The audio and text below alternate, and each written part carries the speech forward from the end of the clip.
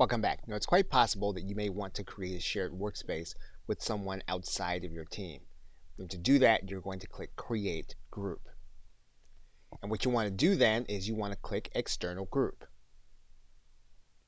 You're then going to give your group a name. And then you're going to add individuals by name or by email. And they'll need to be approved in order to work inside of the network. And once we have our group, we'll then click Create Group.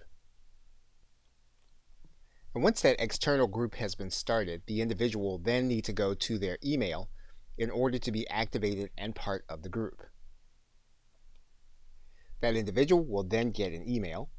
That individual then will be invited to create a profile, even though they will technically not have an account with Microsoft Office 365.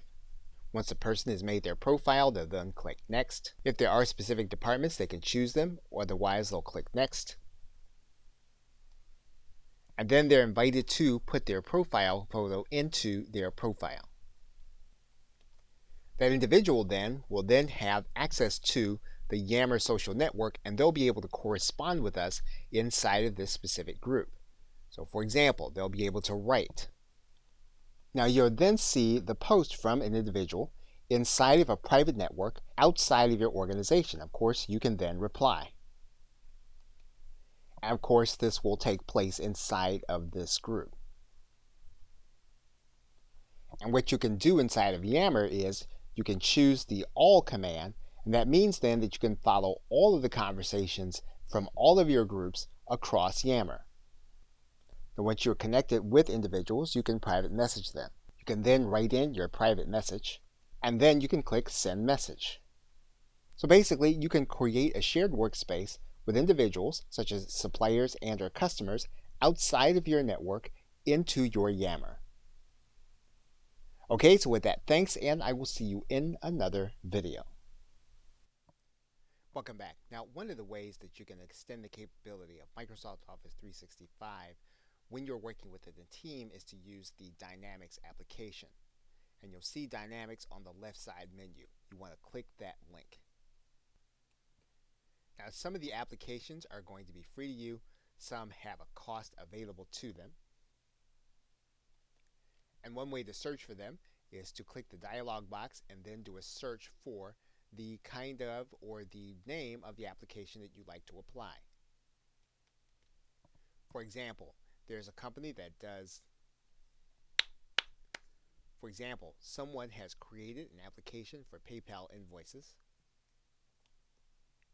And it's designed not only to send an invoice but to collect payment also, and there is a free trial for this application. And so that's an example. And so with that being an example, we can take a look at some of the applications to determine which one fits us best. So this help desk application is asking for permission. We're going to allow it. And we're going to log in as a help desk admin. And when we get to this point, we can log in as an administrator, or we can look as a user to see, or we can log in as a user so that we can tell what our customers are going to be experiencing. So the question will always be what it is that you're trying to do and what it is you need Office 365 to do. In many cases, you're either using or working with these solutions apart from Microsoft.